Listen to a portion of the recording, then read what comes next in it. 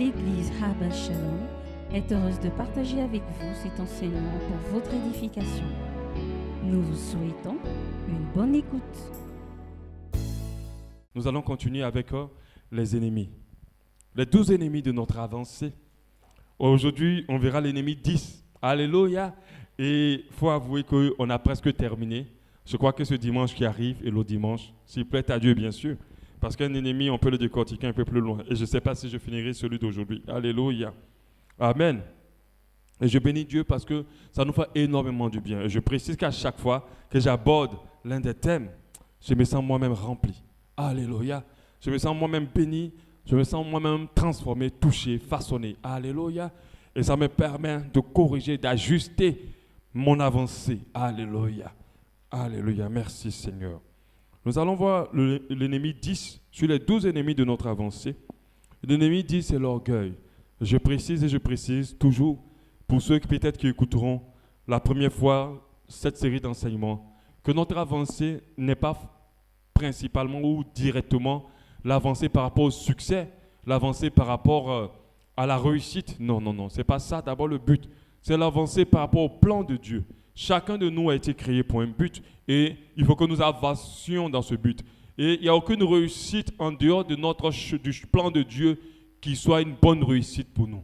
Toutes les réussites qui ne sont pas dans le plan de Dieu sont des mauvaises réussites et vont détruire. Alléluia. C'est pour cela qu'il est plus avantageux, je dirais, il est très avantageux pour chaque personne qui cherche à vraiment réussir, à avoir des authenticités dans tout ce qu'ils font ou tout ce qu'ils expérimentent, de pouvoir se rassurer d'être dans le plan de Dieu. Alléluia.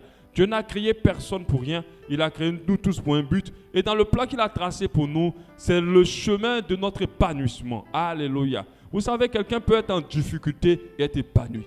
Alléluia. Quelqu'un peut avoir des problèmes et être épanoui. Parce qu'il expérimente un autre niveau de ce qu'on appelle la paix. La véritable paix n'est pas troublée par les problèmes. Alléluia. Parce qu'elle vient de Dieu. Il a dit, je te donne ma paix comme personne ne pourra te la donner. Donc il est très important pour nous de connaître pourquoi Dieu veut pourquoi nous existons, qu'est-ce qui a poussé Dieu de nous créer, qu'est-ce qui l'a poussé de nous protéger dans le ventre de notre mère avant, jusqu'à ce que nous naissions.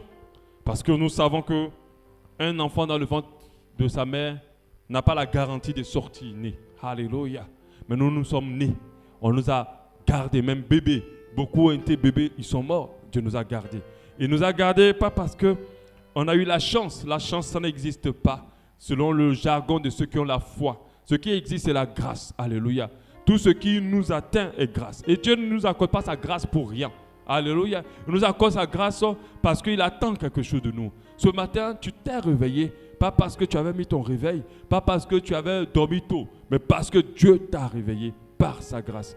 Alléluia. Mais pourquoi il te réveille? Il te réveille parce qu'il attend quelque chose de toi. Alléluia. Lorsque vous avez votre servante dans votre maison, et malgré tout ce qui se passe, elle n'est pas renvoyée, c'est que certainement vous avez encore de l'espérance en elle par rapport à son existence dans votre maison. Alléluia. Parce que si vous n'avez plus d'espérance, si vous n'attendez plus à rien de sa part, vous la renvoyez. Et si Dieu ne s'attend plus à rien de ta part dans ce monde, alors tu risques ta vie. Et à chaque fois qu'il te réveille, c'est parce qu'il s'attend à quelque chose de ta part. Mais beaucoup ont persévéré dans leur propre voie, dans leur propre chemin. Ils perdent beaucoup de temps. Mais Dieu est patient. Mais la patience de Dieu, je ne dirais pas qu'elle a une limite. Elle n'a pas de limite. Alléluia. Mais la désobéissance de l'homme peut désactiver la grâce de Dieu sur sa vie. Tu vis, pas parce que Dieu te protège, mais tu vis parce que la grâce de Dieu est encore sur toi. Alléluia. Parce que sa grâce est encore sur ta vie. Le jour où il retire sa grâce, le diable se déchaînera sur toi. Tu ne pourras même pas vivre la seconde qui va suivre. Alléluia. Ce que Satan veut, ce n'est pas nous créer des problèmes, il veut nous tuer. Ce que Satan veut, ce n'est pas nous mettre dans toutes les difficultés. Satan veut te tuer. Avant que tu ne sortes de ton amertume, avant que tu sortes de tes problèmes, avant que tu sortes de ton péché, il veut te tuer. Mais c'est la grâce de Dieu qui fait que tu es encore vivant. Alléluia. Alléluia. Donc, les 12 ennemis de notre avancée. L'ennemi qu'on va voir aujourd'hui est un ennemi important. Tous les ennemis qu'on a vus sont très importants. On espère par la grâce de Dieu, après toute cette série d'enseignements, met à disposition les CD. Pas forcément à la vente, mais pour ceux qui veulent tout prendre et tout réécouter. Tout réécouter Écoutez au travail, écoutez dans l'ordinateur, écoutez à la maison. Vous nous dites le format que vous voulez. Si vous avez des CD, on vous les grave. Si vous n'en avez pas, vous apportez une clé, on vous mettra tout cela. Mais on va penser aussi à mettre certains, pour ceux qui veulent les avoir sans se fatiguer à des prix bas, pour que ça soit plus facile pour certains. Alléluia. Amen. Ça va vous aider. Il faut réécouter. La parole transforme, mais elle transforme à force de l'écouter, à force de la méditer. Amen. Elle ne transforme pas parce qu'on l'a écouté qu'une seule fois. Alléluia. Et c'est un secret que j'ai découvert et qui me fait énormément de bien et qui me stabilise fortement dans ma relation avec Dieu. C'est de beaucoup me remplir de la parole de Dieu. Beaucoup. Plus tu te remplis de la parole de Dieu, plus elle te façonne. Et c'est la même chose pour des chansons. Quand tu écoutes un chant pour mieux le chanter, si on te le donne nouvellement, écoute-le beaucoup. Tu n'as pas besoin de l'apprendre par cœur. Écoute-le d'abord beaucoup. En l'écoutant, naturellement, tu as l'instinct des mélodies. Naturellement, tu as l'instinct des paroles. C'est le secret. Amen. Et lorsque tu écoutes beaucoup la parole de Dieu, naturellement, il y a des réflexes qui se développent en toi. Il y a des choses qui s'installent sans que tu te rendes compte. C'est-à-dire que tu peux voir quelque chose, mais on ne va pas te dire que c'est faux, mais tu sais que c'est faux. On dit le boxeur est reconnu. C'est-à-dire que comment ça, ses réflexes, sa puissance est reconnue, pas pendant sur le ring, mais plutôt pendant l'entraînement. Mais qu'est-ce qui permet d'être efficace sur le ring? C'est parce qu'il se donne des réflexes en s'entraînant. En s'entraînant, il se donne des réflexes. Si tu médites beaucoup la parole de Dieu, tu auras les réflexes de la sainteté. Tu auras les réflexes de l'obéissance. Alléluia. Tu auras les réflexes de beaucoup de choses. Tu auras le réflexe de l'espérance. Tu auras le réflexe de la foi. Parce que beaucoup d'enfants de Dieu n'ont pas les réflexes de la foi, de l'espérance. Alléluia. Je ne sais pas pourquoi Dieu m'emmène là. Certainement, il veut parler à quelqu'un. On revient à notre sujet. Les 12 ennemis de notre avancée. Parce que je veux que tu avances. Je veux aussi avancer. C'est pour cela que j'aborde cela. Je ne veux pas te prêcher des paroles qui ne vont pas te mettre dans la volonté de Dieu. Alléluia. Parce que lorsqu'il t'accueillera, il t'accueillera en tant que bon et fidèle serviteur. Mais si tu n'as pas servi Dieu comme il attend de toi, si tu n'as pas fait ce qu'il attend de toi et que tu es venu lutter pour ta propre vie, tu ne peux pas être sauvé. Ça, on n'a pas à discuter dessus. Tu ne peux pas être sauvé. Si tu fabriques quelque chose, tu achètes quelque chose et que la chose ne fait pas ce que tu veux, elle est bonne pour la poubelle. Les hommes vivent pour eux, mais ils ne vivent pas pour Dieu. Et ça, on l'a vu dans certains des ennemis, en parlant des ambitions, les mauvaises ambitions personnelles, qui faisaient partie de l'un des ennemis de notre avancée. On est tellement accroché sur ce qu'on veut être, ou ce qu'on veut devenir, qu'on oublie qu'on existe parce que quelqu'un nous a créé et que cette personne s'attend à quelque chose de notre part. Alléluia. Par rapport à l'orgueil, l'orgueil est un poison très dangereux pour la destinée d'une personne. J'ai envie d'ajouter très 3 fois. Très dangereux pour la destinée d'une personne. C'est un bandeau noir sur les yeux de ceux qui sont atteints, de telle sorte qu'ils ne puissent pas voir le chemin qu'il faut utiliser pour marcher. Quand je vais développer, vous allez comprendre pourquoi j'ajoute très. C'est un vrai blocage, l'orgueil, pour Dieu dans la vie de quelqu'un. Dieu n'est pas limité dans ta vie. Mais si tu es orgueilleux, tu limites Dieu. D'autres me battent sur la foi, mais faites attention. Quand je vois toutes les valeurs que Dieu nous demande d'avoir, elles sont toutes liées. Elles ne sont pas indépendantes. Si tu as la foi, si tu es orgueilleux, tu brises la faveur de Dieu sur ta vie. Tu ne verras pas grand-chose. Tu ne feras pas grand-chose. Tu te battras pour obtenir des choses. Mais Dieu va faire descendre. Parce que tout ce qui n'a pas été élevé par Dieu lui-même va redescendre. Alléluia. Il ne faut pas que je rentre vite dans mon message. L'orgueil empêche le Saint-Esprit de se mouvoir dans la vie des gens. Le Saint-Esprit a besoin de liberté. Il a besoin de bouger. Il a besoin de se mouvoir. Mais si tu es orgueilleux, jamais il pourra. C'est-à-dire qu'il aura du mal plutôt à se mouvoir. Donc, comment l'orgueil peut nous éloigner de notre destinée? Comment l'orgueil peut nous empêcher de détourner de la voie de notre destinée? Comment l'orgueil peut nous bloquer dans notre destinée? On va voir cela. On prend le verset de base. Daniel 5, 18. À partir du verset 18. Daniel chapitre 5 à partir du verset 18. Merci Seigneur Jésus. Alléluia. au roi, le Dieu suprême avait donné à Nebuchadnezzar, ton père, l'empire, la grandeur, la gloire et la magnificence. Et à cause de la grandeur qu'il lui avait donnée, tous les peuples, les nations, les hommes et toutes les langues étaient dans la crainte et tremblement devant lui.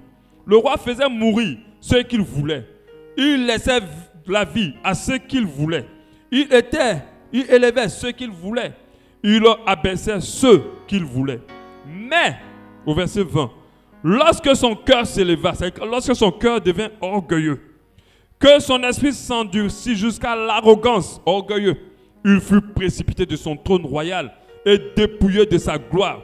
Il fut chassé du milieu des enfants des hommes. Son corps devint semblable à celui des bêtes et sa demeure fut avec les ânes sauvages. On lui donna comme au bœuf des herbes à manger et son corps fut trempé dans la rosée du ciel jusqu'à ce qu'il reconnut que le Dieu suprême domine sur le règne des hommes et qu'il le donne à qui il lui plaît. Alléluia.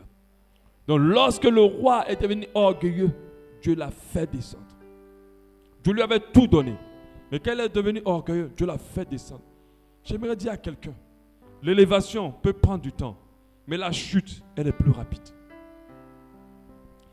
La construction d'une maison peut prendre des mois, mais la destruction d'une maison n'a pas besoin de mois. Vous pouvez détruire une maison en une journée. Donc faites très attention. Ce qui est élevé très haut peut descendre en un rien de jour. Donc, il faut que ton orgueil disparaisse. On va parler d'orgueil. L'orgueil, c'est quoi exactement? L'orgueil est un sentiment exagéré de sa propre valeur. Je dirais plutôt exagéré. Un sentiment exagéré de ta propre valeur. C'est-à-dire, tu es quelqu'un, mais tu te vois tellement plus important que ce que tu es. Une estime excessive de soi-même qui porte à se mettre au-dessus des autres, à se sentir meilleur qu'eux ou à refuser tout sentiment de rabaissement de la part de qui que ce soit. Donc lorsque quelqu'un te parle, tu as l'impression qu'il te rabaisse et puis tu réagis, tu es orgueilleux. Lorsque quelqu'un t'agit à part de toi, puis tu as l'impression qu'il est en train de t'humilier et tu réagis, tu es orgueilleux. Parce qu'il y a deux niveaux. Il y a l'orgueil où tu te sens supérieur aux gens, où tu montres aux gens que non, moi je suis tout de devant. Il y a l'orgueil où tu n'acceptes pas que qui que ce soit te rabaisse. Surtout si la personne ne cherche pas à te rabaisser, parce que tu as le sentiment qu'elle cherche à te rabaisser. L'orgueil est un sentiment de haute dignité, de fierté, de légitime, d'amour propre incontrôlé. Amour propre incontrôlé, c'est des personnes qui sont susceptibles. La susceptibilité se nourrit dans l'orgueil. C'est-à-dire que la personne ne t'a pas insulté, mais tu as l'impression que c'est foutu de toi. C'est l'orgueil. On ne peut pas te commander. Quand tu es sous des responsables, ils n'ont rien à te dire. Tes parents n'ont rien à te dire. Tes frères, grands frères n'ont rien à te dire. Personne ne doit guider ta vie. C'est de l'orgueil.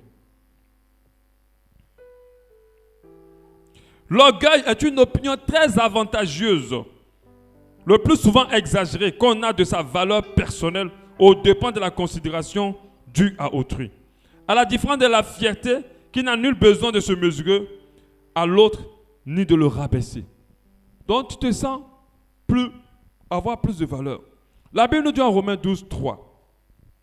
Romains 12, 3. Par la grâce qui m'a été donnée, je dis à chacun de vous de n'avoir pas de lui-même une trop haute opinion, mais de revenir des sentiments modestes selon la mesure de la foi que Dieu a départie à chacun. De n'avoir pas de lui-même une haute opinion. La Bible ne nous dit pas de ne pas avoir d'opinion de nous. Nous devons réaliser qui nous sommes réellement en Jésus et dans ce monde. Mais il faut que notre réalisation de notre personne ne soit pas au-delà de ce que nous sommes en réalité. Alléluia. Et je vais vous expliquer. Parce que l'orgueilleux a comme l'impression qu'il y a des choses que lui-même s'offre. Je vais vous expliquer par la suite. Vous allez comprendre ce que je suis en train de dire. Donc, ne pas avoir une trop haute opinion de nous. 2 Corinthiens 12, 6. 2 Corinthiens 12, 6. Si je voulais me glorifier, je ne serais pas un insensé, car je dirais la vérité. Mais je m'en abstiens, afin que personne n'ait à mon sujet une opinion supérieure à ce qu'il voit en moi ou à ce qu'il entend de moi. Il y a des personnes qui s'exposent tellement qu'on les croit grands, qu'on les voit haut, spirituellement, dans la richesse, dans plusieurs niveaux. Mais en réalité, ce n'est pas vrai. Je vous dis, dans cette nation, il y a beaucoup de femmes ou beaucoup d'hommes mariés ou en couple qui montrent que tout va bien, qui sont très heureux. Mais je vous dis, ils sont malheureux. C'est de l'orgueil. De montrer aux gens que tout va bien pendant que ça ne va pas. Alléluia, c'est de l'orgueil. Leur concentration, c'est de montrer qu'ils sont heureux. Mais ils ne sont pas heureux, ils souffrent. Et nous, avec notre métier de pasteur, on se retrouve à ouvrir certains dossiers et à voir la réalité des couples, à voir la réalité des vies des gens. C'est de l'orgueil. Et les gens les élèvent, les gens les mettent au-delà. Il y a d'autres qu'on va voir pour être témoins de mariage, pendant que le mariage est catastrophique. Mais c'est de l'orgueil. Donc si l'apôtre Paul dit que je ne veux pas me glorifier, il ne faut pas que les gens exagèrent par rapport à la valeur que j'ai moi-même. C'est pour ça que vous allez vous rendre compte que quand je prêche, dans mes prédications, de fois, je dis mes faiblesses. Mais les gens n'aiment pas quand un pasteur parle de ses faiblesses. Et quand tu parles de tes faiblesses, ils ont l'impression que ils ont le droit de beaucoup de choses envers toi. Mais attention, je ne veux pas que vous me mettez où je ne suis pas. Amen. Je suis tenté comme vous. Je me bats aussi pour ma foi comme vous. Alléluia. Quand le Seigneur reviendra tout de suite, je ne suis même pas sûr que je serai devant vous. Amen. Peut-être quelqu'un de très simple dans l'église qu'on ne considère même pas, peut-être qui nettoie, qui balaye, qui sera devant. Amen. Donc je ne veux pas que tu me mets où je ne suis pas. C'est peut-être que je n'aime pas dire aux gens que je suis pasteur. Parce que dès que tu dis pasteur, on t'élève. Mais faites attention. Je ne veux pas qu'on ait une opinion élevée. Je suis humain comme vous. Alléluia. Je suis pareil comme vous. Dans le royaume des cieux, il n'y aura pas les 5 ministères. Alléluia. On est d'accord? Il n'y aura pas les 5 ministères. On ne sera pas là pour prêcher. On ne sera pas dire oui, j'étais ton pasteur. Il n'y a pas ça là-bas. C'est qui a été le plus consacré à Christ sur cette terre, peu importe le niveau qu'il avait. Amen. Donc faites très attention. Si on vous met devant un homme de Dieu, ne lui manque pas de respect, mais n'ayez pas une trop haute opinion de lui. Il ne sait pas toutes choses. La personne qui sait toutes choses, je vais te le dire, c'est Jésus-Christ de Nazareth, au travers du Saint-Esprit. Il n'a pas ta solution forcément. Je peux t'utiliser toi-même ou utiliser quelqu'un de très simple, même des fois un païen, pour te dire ce qu'il veut te dire. Faites attention. Considérez les gens à leur juste valeur. Ils sont d'abord humains. Ils sont d'abord serviteurs de Dieu. Le serviteur de Dieu, c'est un serviteur de l'homme. C'est une personne qui est censée être humble et se confondre, qui est censée revêtir, se confondre dans les autres, et censée revêtir la modestie. Alléluia. Est-ce que ce que je prêche, je l'invente? Ce n'est pas la parole de Dieu. Amen. Donc n'ayez pas une trop haute opinion des gens. C'est pour cela que lorsque un pasteur tombe dans l'adultère, on le frappe, on casse son église. Moi, je ne vais jamais frapper un pasteur qui tombe dans l'adultère. Pourquoi on ne frappe pas aussi les gens de l'église là, les membres de l'église qui sont toujours dans l'adultère? On doit les frapper, on doit les casser leur maison. C'est un homme comme vous. S'il tombe dans l'adultère, priez pour lui. Soutenez-le, aidez-le à sortir de là. Mais on filme même des trucs sur YouTube, on frappe le pasteur. J'ai même vu le pasteur là s'est caché sur le toit de l'église. Il était là, il était caché, les gens mettaient l'échelle maintenant pour aller le trouver. Pour le frapper là-bas. Vous le frappez pourquoi? C'est un homme aussi. Amen. Il n'est pas un bois, il n'est pas Superman. Alléluia. Considérez les gens à leur juste valeur. Alléluia. L'orgueil, selon la Bible, est d'abord un péché. La religion catholique le met parmi ce qu'on appelle les péchés capitaux. L'orgueil. C'est d'abord un péché. C'est-à-dire qu'on commence d'abord. Quand tu es orgueilleux, tu pêches. C'est d'abord un péché. Et je dirais un péché grave. Proverbe 8:13 dit, la crainte de l'Éternel, c'est la haine du mal. L'arrogance et l'orgueil. La haine du mal. Le mal, c'est le péché. L'arrogance et l'orgueil. La voix du mal et la bouche perverse. Voilà ce que je hais. On est orgueilleux lorsqu'on méprise les autres. Lorsqu'on méprise les autres. Lorsqu'on n'accorde pas de la valeur aux gens. Mais on est aussi orgueilleux lorsqu'on accorde de la valeur aux gens qui brillent, aux gens qui sont riches. C'est aussi de l'orgueil. Si quelqu'un est riche et que tu es collé à lui, quand les gens ont les moyens, c'est eux-là qui sont tes amis. Ceux qui n'ont rien, tu ne les dis même pas bonjour, tu ne sais même pas où ils sont, tu ne prends même pas leur numéro. Et dans l'église, ça se voit. Quand quelqu'un a les moyens, tout le monde veut connaître qui il est, où il habite. Tout le monde veut le connaître, tout le monde l'approche. Mais quand quelqu'un n'a rien, personne ne l'approche. Quand vous réagissez comme ça, c'est parce que vous êtes orgueilleux. Vous pensez que la richesse donne la valeur à une personne. Alléluia. Ce qui donne la valeur à une personne, c'est sa consécration. Son amour pour Dieu. Je me rappelle récemment, on était parti voir un client, un homme de Dieu. Vraiment, je racontais peut-être des choses sur lui, moi, ce n'est pas mon problème. Mais quand j'ai parlé avec l'homme de Dieu, je me rappelle, Alain m'accompagnait, quand je suis sorti, j'étais bouleversé. Parce qu'il était humble. D'une humilité que je sais même, il pouvait être mon papa fatigué. Il était très âgé. Il avait son église, même non, on peut mettre tout notre bâtiment dedans. Fatigué plusieurs fois. Il a une grande église, une ancienne église.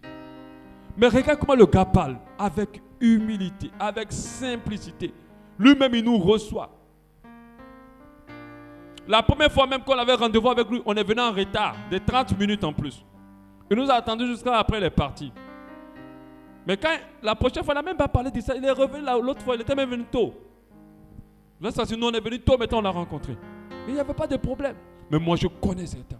Car à toi. Vous allez dire que peut-être qu'il avait besoin de nous. Non, ce n'est pas forcément ça. C'est nous qui sommes l'entreprise. C'est nous qui avons besoin de son argent. Il peut aller confier ça à quelqu'un d'autre. Mais c'est lui qui était humble. Très simple. Et c'est une chose qui m'impressionne chez quelqu'un. Tu veux m'impressionner, sois humble. Et j'ai tellement été bouleversé. J'étais là, je parlais dans la voiture. Je parlais seulement dans la voiture. Ah, il dit, cet homme-là, vraiment, il est trop humble. Très humble. On a son numéro direct. On peut l'appeler. On peut parler avec lui directement. On n'a pas besoin de protocole.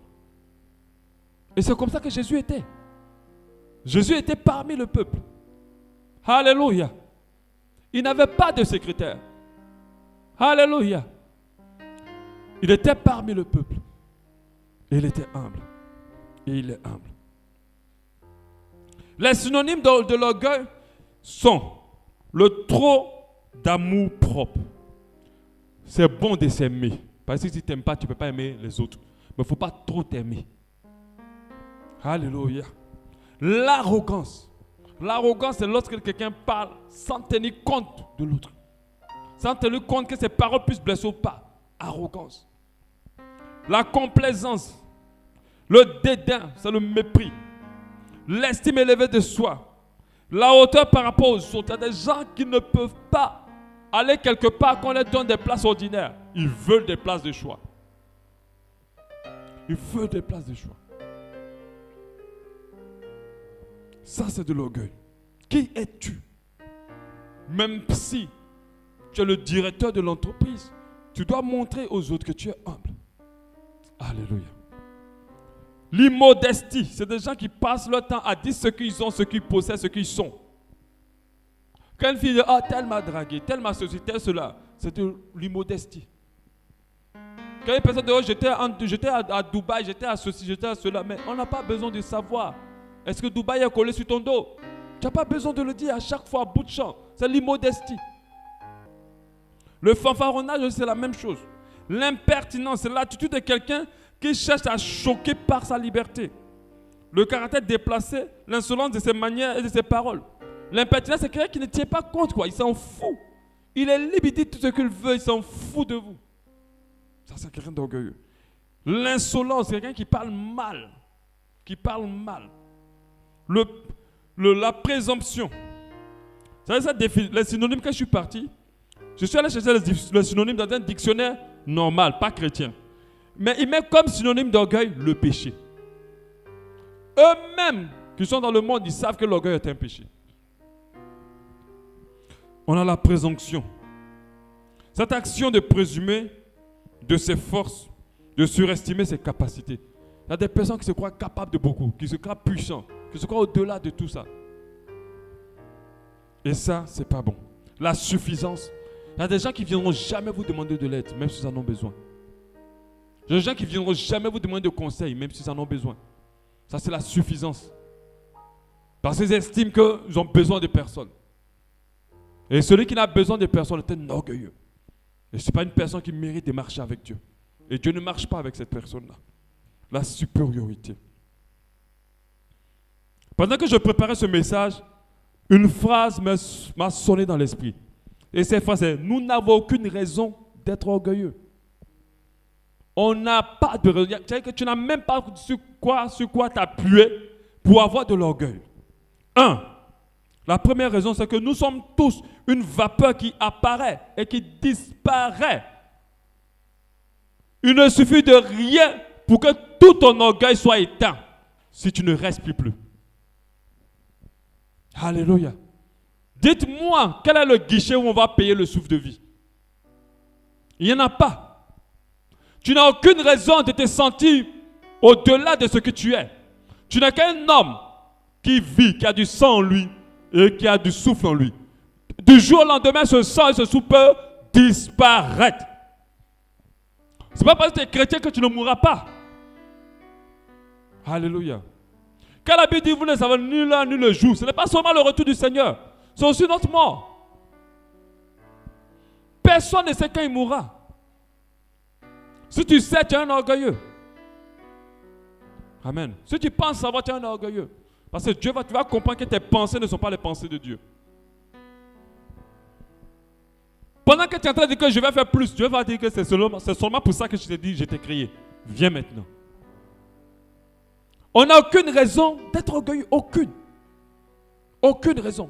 Parce qu'on peut mourir du jour au lendemain. Quand vous voyez ces grands chefs d'État, ces grands rois, lorsqu'ils sont malades, ces personnes-là réalisent que la vie, tout l'orgueil qui les remplissait n'est plus là. N'est plus là. Jacques 14 dit: vous qui ne savez pas ce qui arrivera demain. Je vous dis, et c'est ce que je vous dis tout à l'heure, on ne sait pas ce qui arrivera demain. Même aujourd'hui, on ne sait pas. Demain, on ne sait pas. Après-demain, on ne sait pas. Je n'ai pas la garantie de vivre jusqu'à la semaine qui commence. Je n'ai aucune garantie. Je n'ai pas la garantie de vivre jusqu'à 14h. Je n'ai aucune garantie. Alléluia. Mais j'ai l'espérance et la foi que Dieu me protège et qu'il n'a pas fini de faire avec moi ce qu'il va faire. Mais mes pensées ne sont pas les pensées de Dieu. Alléluia. Car, qu'est-ce que votre vie? Vous êtes une vapeur qui apparaît un peu de temps, qui ensuite disparaît. Des personnes comme vous, ça n'a existé. On en a vu beaucoup dans ce monde. Mais elles ne sont plus là. On n'a aucune trace d'elles. Nous tous, nous sommes là. Certains qui n'ont plus leur papa, leur maman. Aucune trace de ces personnes-là. Mais elles étaient là. Elles ont vécu comme vous. Elles ont été à l'église. Elles ont mangé. Elles ont bu. Elles ont fait des enfants. Elles ont bougé ici. Elles ont bougé là. Mais elles ne sont plus là. On n'a pas de raison de se sentir au-delà de la valeur qu'on a en réalité. Parce que dès que le souffle de vie part, tu n'es rien. Alléluia. 2. Nous avons tout reçu de Dieu. Même quand tu prends la sueur comme ça, tu travailles jusqu'à on te paye. Sache que pour que tu fais la sueur comme ça, il faut que Dieu te donne la santé et le souffle de vie. Où tu vas pouvoir aller travailler si tu ne vis pas. Où tu vas aller travailler si tu es malade. Donc on dit, j'ai travaillé. Quel est le secret de ta réussite? Non, je ne dormais pas. Je travaille jour et nuit. Fais attention. Dis, c'est la grâce de Dieu. Dieu m'a fait grâce. Il m'a donné la force de travailler dur. Il m'a donné la force de m'investir. Il m'a donné la sagesse de comprendre. C'est comme ça qu'on parle lorsqu'on sait qu'on n'est qu'une vapeur qui apparaît, qui disparaît. Lorsqu'on sait que tout ce qu'on a n'est pas par notre faute, c'est par la grâce de Dieu. 1 Corinthiens 4,6 dit: c'est à cause de vous, frères, que j'ai fait de ces choses une application à ma personne et à celle d'Apollos, afin que vous appreniez en nos personnes à ne pas aller au-delà de ce qui est écrit, et que nul de vous ne conçoive de l'orgueil en faveur de l'un contre l'autre. Car qu'est-ce qui te distingue? Je te dis, qu'est-ce qui te dit que tu es différent des autres? Qui te dit que toi tu n'es pas pareil que les autres? Pourquoi tu penses que tu es plus élevé que les autres? Pourquoi tu penses que tu es plus supérieur aux autres? Même si tu es pasteur, tu ne peux pas croire que tu es plus supérieur aux gens de ton assemblée. Qui te dit ça? Qu'as-tu que tu n'as reçu? C'est ce qu'il te dit. Il dit, qu'est-ce que tu as là, toi là, qui te sens supérieur, que tu n'as reçu? Et si tu l'as reçu, pourquoi tu te glorifies-tu? Comme si tu ne l'avais pas reçu. Amen. Tout ce que tu as, même ta beauté, elle n'est pas à toi. C'est Dieu qui te l'a donné. Ta beauté pour laquelle tous les gens sont dans ton dos, c'est Dieu qui te l'a donné. Mais je te dis, la beauté disparaît. Il n'y a rien dont on a la garantie de l'avoir à vie. Rien. Que ce soit la richesse, que ce soit on n'a rien dont on a la garantie d'avoir à vie. Michael Jackson était surendetté quand il mourait. Mais quel argent il n'a pas touché? Il faisait partie des milliardaires de ce monde. Mais il était pauvre avant de mourir. Troisième point qui ne nous donne aucune raison d'être orgueilleux, c'est que nous ne devons pas tout faire nous devons plutôt tout faire pour la gloire de Dieu et non la nôtre. La Bible dit à 1 Corinthiens 10, 31, soit donc vous mangez, soit vous buvez, soit que vous fassiez quelque autre chose, faites tout pour la gloire de Dieu. Tu ne dois rien faire pour ta gloire. Tu ne dois rien faire pour ton honneur. Aujourd'hui, le monde court vers la gloire personnelle. Je n'arrive pas à comprendre comment les enfants de Dieu peuvent être impressionnés par quelqu'un qui a réussi. Quelqu'un qui a réussi ne peut pas m'impressionner. Pourquoi je serais impressionné par quelqu'un qui a réussi? En quoi je vais être impressionné? Il a réussi comment? C'est quelle réussite? Les choses de ce monde. Il n'y a rien dedans. Ça vient un jour, ça part un jour. Soyez impressionnés par ce qui ne périt pas. L'humilité ne périt pas. L'humilité ne périt pas. À chaque fois que tu marches dans l'humilité, dans la banque du ciel, ton humilité se récolte. Parmi les bonnes œuvres. Tu vas les retrouver. À chaque fois que tu marches par amour, ton amour se récolte. Pourquoi être impressionné par ce qui est éphémère? Au lieu d'être impressionné par ce qui est éternel. Quand tu réussis, que tu as des belles voitures, que tu as des belles maisons, ça ne doit pas m'impressionner. Quand ta copine a un mari bien, et riche, ou qu'il aime, ça ne doit pas t'impressionner. Parce qu'on doit tous faire pour la gloire de Dieu. Quand tu t'habilles et que tu te fais belle ou beau, tu dois ressentir en toi Dieu glorifié. Mais ne ressens pas en toi la gloire. Même quand certaines personnes se lèvent pour faire des offrandes dans les assemblées, c'est pour être vu. J'écoutais récemment un témoignage des chantres qui se répandaient sur YouTube. Des chantres. Et il y a une qui dit, à vrai dit, Dieu m'a libéré. Hein. Mais avant là, je chantais pour séduire. Quand je voyais seulement un beau garçon dans la salle, c'est fini. Ce jour-là, je vais faire les feelings terribles. Je vais chanter même jusqu'à fatiguer. Mais tout ça, c'est pour le séduire. Elle passait son temps à chanter pour attirer la gloire à elle. Elle dit, mais quand on invite des gens comme ça, et puis la personne dans leur église, et puis la personne chante bien, et puis l'église est bénie là, elle est en colère. Parce que c'est elle qui doit chanter. Et c'est elle qu'on doit écouter. C'est elle qu'on doit voir. Alléluia.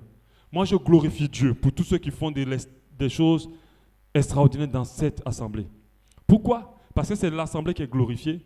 Et quand l'assemblée est glorifiée, c'est Dieu qui est glorifié. Alléluia. Ça ne veut dire rien que quelqu'un soit puissant, bon, fort. Je suis même content qu'il le soit. Parce que je sais que c'est Abba Shalom qui a des talents extraordinaires. Alléluia. Et c'est en même temps Dieu qui a des talents extraordinaires. Pour sa gloire. Tout pour sa gloire. Mais non. Les gens disent non. Il faut que quand je descends, quelqu'un me dit qu'il a été béni. Il faut que quand je prêche, quelqu'un vient au moins m'approcher. Moi, j'avais ce problème avant. Mais Dieu m'a libéré ça depuis. Quand j'écrivais mes exhortations sur Nicodème, quand j'ai partais seulement, j'étais à fond aussi les commentaires que les gens mettent. J'étais à fond. Parce que je voulais que beaucoup de oh, j'ai été béni, oh, ça béni. Et quand on ne fait pas ça, ça m'énerve. Et j'écrivais un moment pour que les gens me donnent des commentaires. Et Dieu m'a dit non, dis ce que je veux que tu dises. Et puis après, laisse. Les gens peuvent te lever aujourd'hui et puis demain te jeter par terre. Ne sois pas friand de ce qui est éphémère. Alléluia. Réjouis-toi qu'une seule personne au moins a été touchée. Amen. Je suis là ce matin pour une personne. Amen. Parce que je ne peux pas prêcher tout ce message-là pour que personne ne soit touché. Je suis là ce matin pour une personne. Si une personne a été touchée, son cœur a été façonné, alors gloire à Dieu. Amen. Nous n'avons aucune raison d'être orgueilleux.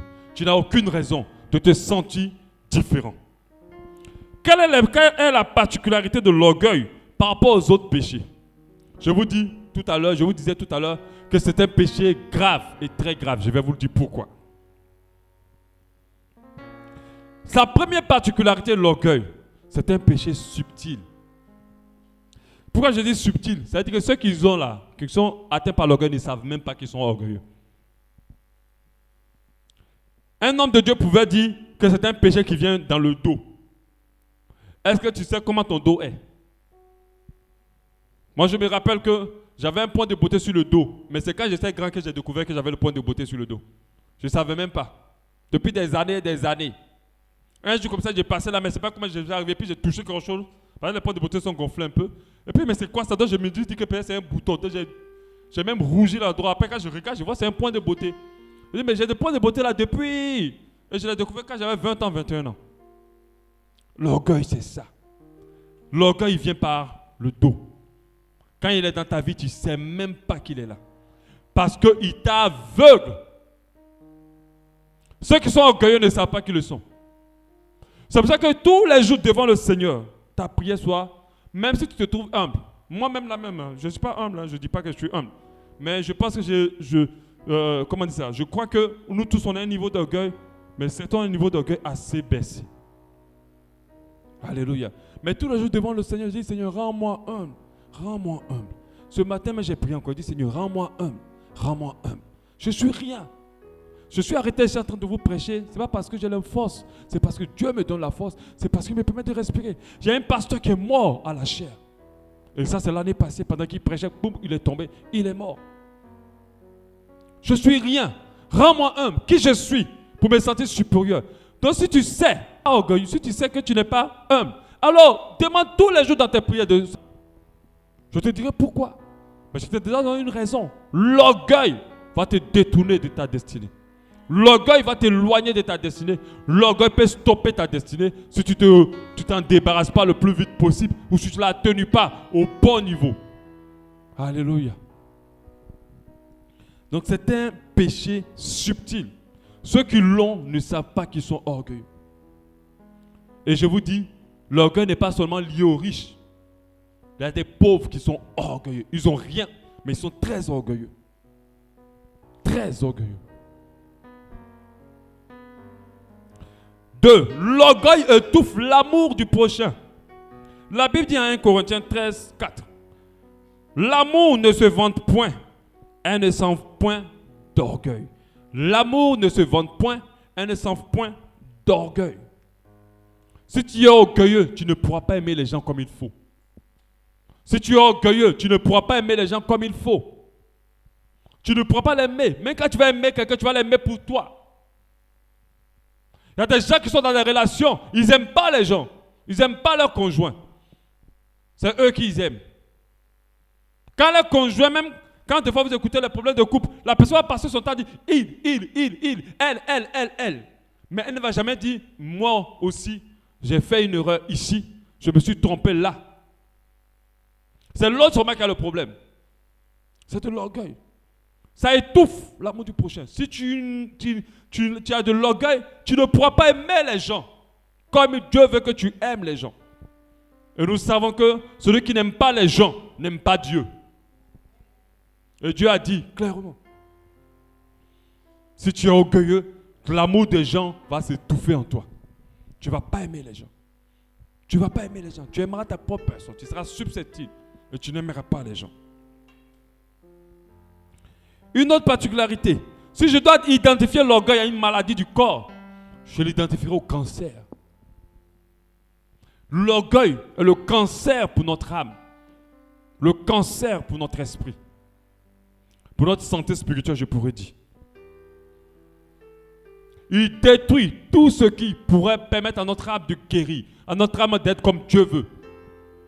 Il nous enfonce dans le péché, il nous éloigne de Dieu. C'est un cancer. C'est un cancer. Il ne faut pas laisser l'orgueil rentrer. C'est un cancer. Mais je vous le dirai plus, je vous expliquerai au dernier point pourquoi. C'est un cancer, c'est aussi, on peut même dire comme le sida. Parce que le sida, ce n'est pas lui qui te tue. Mais le sida, lui favorise toutes les autres maladies. Et ça, c'est le dernier point par rapport à la particularité de l'orgueil. L'orgueil est le foyer de beaucoup de péchés. Deux fois, la délivrance du péché est liée seulement à l'humilité. Quand tu deviens humble, tu vas voir que le péché va te laisser. Mais deux fois, d'autres sont attachés au péché parce que c'est l'orgueil qui est en bas. La Bible dit à Ézéchiel 16, 49. Ézéchiel 16, 49. Voici, quel a été le crime de Sodome, ta sœur. Elle avait de l'orgueil. Donc la Bible dit qu'il a détruit Sodome et Gomorrhe. Pas parce que Sodome et Gomorrhe péchaient juste. Parce que Sodome et Gomorrhe avaient de l'orgueil. Elle vivait dans l'abondance et dans une insouciance sécurité. Elle et ses filles. Et elle ne soutenait pas la main du malheureux et de l'indigent. Elles sont devenues hautaines, donc orgueilleuses. Elles ont commis des abominations devant moi. Je les ai fait disparaître quand j'ai vu cela. Sodome et Gomorrhe étaient détruits par Dieu, pas parce qu'ils ont péché. Le péché était la résultante du vrai péché. Parce qu'ils étaient orgueilleux, parce qu'ils étaient hautains, ils avaient tout. Et ils se disaient qu'on n'a plus besoin de Dieu. Ils ne faisaient pas ce que Dieu voulait qu'ils fassent. Et ils ont été frappés par Dieu. Ils ont été détruits par Dieu. Ça, ce sont la particularité de l'orgueil. C'est le foyer de beaucoup de péchés. L'orgueil nourrit plein de péchés. Le péché, même dans sa définition même basique, c'est de l'orgueil. Parce que celui qui vit dans le péché ne réalise pas qu'il a besoin de Dieu. Celui qui vit dans le péché ne considère pas la présence de Dieu. C'est de l'orgueil. Parce que pendant que tu es en train d'être dedans, mais qui soutient ta vie? Qui te garde, qui te protège contre la maladie? Il y a d'autres qui y demeurent, qui y vivent. Quand vous voyez aujourd'hui, pendant qu'on est là dimanche, certaines personnes sont ailleurs au lieu de venir dans la présence de Dieu. C'est de l'orgueil. Ils se disent qu'ils n'ont pas besoin de Dieu. C'est-à-dire que Dieu n'est pas indispensable pour leur vie. Mais je ne dis pas que l'orgueil est seulement chez les païens. Les gens, les enfants de Dieu, ceux qui sont dans l'église, sont orgueilleux. Orgueilleux. Et cela peut empêcher de réaliser votre destinée. Cela peut vous empêcher d'avancer comme Dieu veut que vous avanciez. Alléluia. Alléluia. On va prier par rapport à ça. Je continuerai la suite la semaine prochaine. Parce que je ne vais pas trop parler. On a déjà fait un bon temps. Il y a beaucoup de choses à dire. La semaine prochaine, j'expliquerai comment l'orgueil est un problème pour votre avancée.